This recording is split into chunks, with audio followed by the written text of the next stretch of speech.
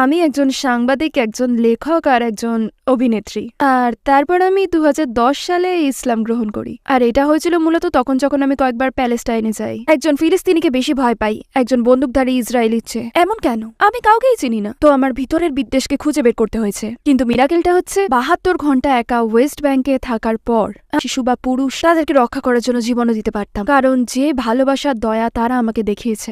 আমার সাথে শপিং আসা লোকটিকে আমি বললাম, প্লিজ আমাকে একটা ইংরেজি কোরআন খুঁজে দিতে পারবেন? আর ও বলল ঠিক আছে। ও ইংলিশ কোরআন খুঁজে পেয়েছিল, আর আমি ভাবলাম বেশ ভালোই। আর তারপর দেখলাম ওটাতে 600 পৃষ্ঠা আছে। জিজ্ঞেস করলাম কত পাবে আমার কাছ থেকে, কারণ ও ওটা কিনে এনেছিল। তারপর ও শুরু করলো এমন করলো ওটা 100 বা আর হয়তো 50 হবে হয়তো। আর আমি ভাবলাম আমি এখানে ঠকে যাবো, আই এম ডান। এসব করার পর ও বললো ভুলে যাও, তোমাকে কিছুই দিতে হবে না। বলল তোমার কাছে শুধু একটা জিনিসই চাইবো, চলে গেলে ফিলিস্তিনকে ভুলে যেও না, আমাদের ভুলে যেও না। ইয়া সুবহানাল্লাহ।